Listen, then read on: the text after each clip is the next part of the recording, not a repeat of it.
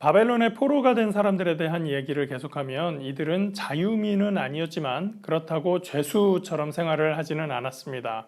집을 짓고 농업에 종사하고 모임을 갖고 공동체 생활을 하는 것이 허용되었거든요. 우리가 설교 시간을 통해서 유대 백성들의 포로기에 대해서 많이 들을 기회가 없는데 사실 이 시기는 구약 성경의 신학이 정립되는 데 있어서 굉장히 중요한 시간이었습니다. 왜냐하면 유일하신 야훼 하나님의 보호하심이 작동하지 않고 왕국이 멸망당하고 타국의 포로가 되었다는 이 엄청난 충격적인 사건을 민족이 공통으로 경험한 신학적 위기에 직면해 있기 때문입니다. 하나님의 거처라고 생각했던 예루살렘 성전이 무너져 버렸고 약탈당했습니다. 성전 제사가 그렇게 중요했는데 제사 드릴 성전이 더 이상 존재하지 않게 되는 거예요. 일본이나 중국이 만약에 우리나라를 침략해서 우리 주변의 교회를 다 약탈하고 무너뜨리고 예배 처소가 단 한 개도 안 남았다. 예배 드리러 갈 수도 없다. 그 당혹스러움, 절망감 상상이 되십니까? 더구나 유대 백성들은 자기들이 무시했던 선지자들의 경고의 말씀이 있었습니다. 예루살렘 성전은 무너질 것이고 백성은 포로가 된다고 말했던 선지자들이 있었거든요. 반대로 어떤 선지자들은 하나님께서 권능으로 개입하셔서 보호하실 것이다. 그리고 이제까지 당했던 여러 어려운 일들도 다 회복해 놓으실 거다. 이렇게 말했습니다. 어떤 말이 더 그럴듯할까요? 전능하신 하나님이니까 당연히 자기 백성을 보호하는 게 맞지 않겠습니까? 그런데 현실은 완전히 정반대가 되어버렸던 거죠. 이런 상황에서 유대인들의 선택은 무엇이었을까요? 우리도 인생에 큰 어려움이 있을 때 하나님은 없어 라고 말하면서 신앙을 포기하는 경우까지도 있습니다. 그렇지만 오히려 하나님께 자복하고 엎드려서 자신을 돌아보고 회개하는 경우도 많이 있죠. 그리고 신앙을 포기한 사람들을 위해서 기도하다 보면 그 사람들도 다른 상황에서 다시 하나님을 만나고 돌아오는 경험을 하게 됩니다. 유다 백성의 경우가 그랬습니다. 이집트로 혹은 모압이나 암몬 땅으로 떠나버리기도 하고 하나님에게 의문을 던지는 사람들도 있었지만 바벨론에서 공동체를 형성한 사람들은 우리가 왜 이런 일을 당했을까? 왜 우리가 타향해서 이렇게 고생을 하고 있나 돌이켜보고 우리가 하나님 말씀에 불순종했구나. 우리가 하나님의 공의를 무시했었구나. 우리가 무슨 짓을 해도 하나님은 우리를 용납하신다고 착각했었구나. 그렇게도 선지자들을 통해서 경고하셨단 말씀을 우리가 외면했었구나 라면서 반성하게 됩니다. 이런 면에서 포로기는 신학적인 재정립의 기간이기도 했습니다.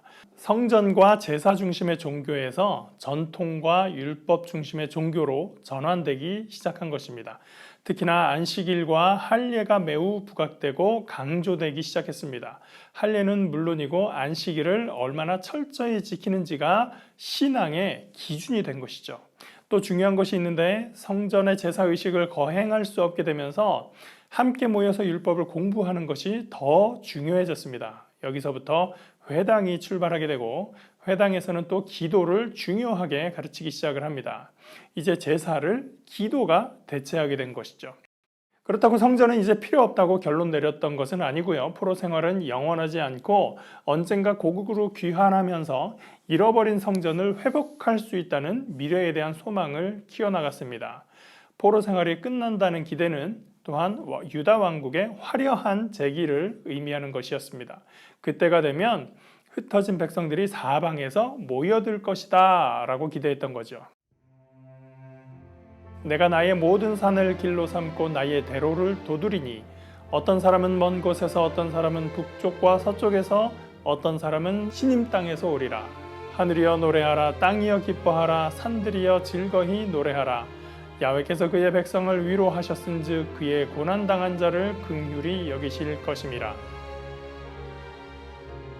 이것은 또한 다윗 왕조의 부활을 의미하기도 했습니다. 야훼의 말씀이니라. 보라, 때가 이르리니 내가 다윗에게 한 의로운 가지를 일으킬 것이라. 그가 왕이 되어 지혜롭게 다스리며 세상에서 정의와 공의를 행할 것이며 그의 나라 유다는 구원을 받겠고 이스라엘은 평안히 살 것이며 그의 이름은 야훼 우리의 공의라 일컬음을 받으리라. 내 종 다윗이 그들의 왕이 되리니 그들 모두에게 한 목자가 있을 것이라. 그들이 내 규례를 준수하고 내 율례를 지켜 행하며 내가 내 종 야곱에게 준 땅 곧 그의 조상들이 거주하던 땅에 그들이 거주하되 그들과 그들의 자자손손이 영원히 거기에 거주할 것이요 내 종 다윗이 영원히 그들의 왕이 되리라. 마침내 포로가 된 유다 백성들의 소망이 실현되는 것만 같은 시점이 다가왔습니다. 백성들은 만국으로부터 돌아오고 예루살렘 성전이 지어지고 다윗 왕조가 화려하게 부활할 것이라는 그 소망들이죠. 바벨론의 느부갓네살 왕이 사망한 지 20여 년 후인 기원전 539년 페르시아의 고레스가 바벨론을 정복해버립니다. 바벨론을 멸망시킨 고레스는 이듬해 칙령을 발표해서 포로가 되어 살고 있는 유다 백성들이 본국으로 돌아가도록 합니다. 예루살렘의 성전을 다시 짓도록 예물을 모아갈 수 있게 해주고 성전에서 사용하던 그릇들을 꺼내서 새로 임명한 유다 총독 세스바살에게 넘겨줍니다. 바사왕 고레스 원년에 야훼께서 예레미야의 입을 통하여 하신 말씀을 이루게 하시려고 바사왕 고레스의 마음을 감동시키심에 그가 온 나라에 공포도 하고 조소도 내려 이르되 바사왕 고레스는 말하노니 하늘의 하나님 야훼께서 세상 모든 나라를 내게 주셨고 나에게 명령하사 유다 예루살렘의 성전을 건축하라 하셨나니 이스라엘의 하나님은 참 신이시라. 너희 중에 그의 백성된 자는 다 유다 예루살렘으로 올라가서 이스라엘의 하나님 야훼의 성전을 건축하라. 그는 예루살렘에 계신 하나님이시라. 그 남아있는 백성이 어느 곳에 머물러 살든지 그곳 사람들이 마땅히 은과 금과 그 밖의 물건과 짐승으로 도와주고 그 외에도 예루살렘에 세울 하나님의 성전을 위하여 예물을 기쁘게 드릴지니라 하였더라. 아수르는 잔혹한 약탈과 민족 혼합 정책을 사용을 했습니다. 바벨론은 포로와 제국 문화 주입 정책을 썼습니다. 반면에 페르시아는 유화 정책을 펼쳤다고 할 수 있겠어요. 속국의 백성이 제국의 틀 안에서 문화적인 자율성을 누리도록 허용해 준 것입니다. 고레스 왕의 귀한 명령이 떨어졌습니다. 유대 사람들이 이 날을 정말 기다려서 많은 사람들이 앞다투어 유대로 돌아갈 채비를 했겠죠? 사실은 그렇지 않았습니다. 포로가 되어서 바벨론에서 살아온 지 50년, 60년씩이 지났어요. 그동안의 유대인들은 이국 땅에서 이미 자리를 잡고 살고 있었던 거예요. 어떤 사람은 상당 수준의 재산을 형성하고 어떤 사람은 제국의 고위직 공무원이 된 사람들도 있었습니다. 다니엘이나 에스더, 모르드게 같은 사람들이 그런 경우겠죠. 다니엘서, 에스더서에 보면 유다로 돌아간다는 부분은 아예 고려해 볼 생각조차 해보지 않습니다. 바벨론 왕조와 페르시아 왕조를 거쳐서 어떻게 신앙을 지키며 살아가는가 이 문제만이 이 다니엘서나 에스더서에서는 중요하게 부각되고 있는 것이죠. 이렇게 많은 사람들이 유다로 돌아가는 사람들에게 금과 은과 예물을 드리기는 하지만 이방 땅에서 이미 자리를 잡은 삶의 터전을 옮기려 하지는 않습니다.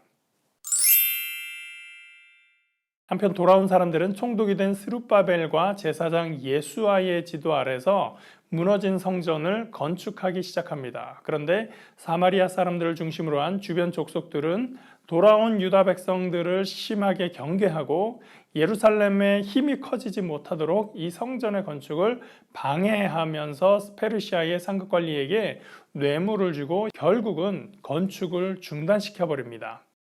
성전 건축이 멈춘 채로 10여 년의 시간이 지났습니다. 학개와 스가랴 선지자는 성전 재건을 중단한 채로 방치하고 있는 현실을 비판합니다. 그러자 스룹바벨과 예수아는 다시 사람들을 모아서 성전 건축을 재개합니다. 그러자 이번에는 총독 다뜨네를 비롯한 페르시아 고위 관리들이 문제를 제기합니다. 누가 너희에게 이 성전을 건축하라고 시킨 것이냐? 고레스 대왕께서 친히 칙령을 내리셔서 우리더러 지으라고 하면서 성전에 있던 집기류까지 총독 세스바살에게 주었던 것을 다 못 맞췄던 것입니다. 총독 다뜨네를 비롯한 관료들은 새로 왕이 된 다리오 1세에게 이 내용을 확인하는 편지를 씁니다. 이 다리오 1세가 그리스 침공하러 갔다가 마라톤 전투에서 패배했던 바로 그 사람입니다. 편지를 받은 다리오 왕이 옛날 문서 창고를 조사해보라 하니까 정말 고레스 왕이 지시한 칙령을 찾아옵니다. 다리오 왕은 다뜨네에게 조세를 내려서 오히려 성전에 필요한 경비가 있으면 너희가 거둔 세금에서 빼줘라. 예루살렘 제사장 요구에 따라서 번제에 사용할 제물도 주고 숫송아지, 순양, 어린 양 이런 거 끊이지 않도록 공급하라고 지시를 하기도 합니다. 그 결과 유대 사람들은 성전 건축을 재개한 지 5년 만에 완공하게 됩니다. 예루살렘이 함락되고 성전이 무너진 기원전 587년 또는 6년부터 성전이 완공된 기원전 516년까지 꼭 70년이 지났습니다. 이 기간을 우리는 유대의 바벨론 포수기, 포로기 혹은 유수기라고 부르게 됩니다.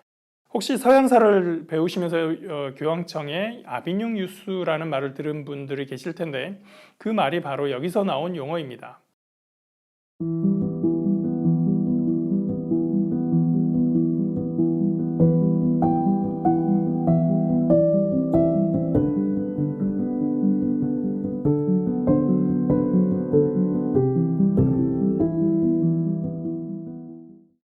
이렇게 고레스의 칙령에 의해서 돌아온 사람들은 성전을 재건했지만 바벨론 지역에 살던 모든 유대 사람들이 돌아온 것은 아닙니다.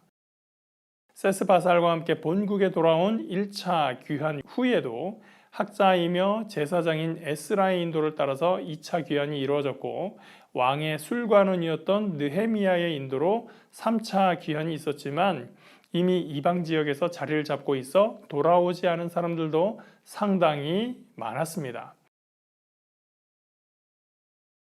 에스라는 율법 연구가로서 예루살렘에 있는 사람들에게 율법과 제사를 회복하는 일에 매진했습니다. 한편 느헤미야는 무너졌던 예루살렘 성읍의 성곽 또는 성벽을 다시 세웠습니다. 그리고 두 사람 모두 유다 백성들의 신앙과 삶의 문제를 개혁하는 데 힘썼습니다.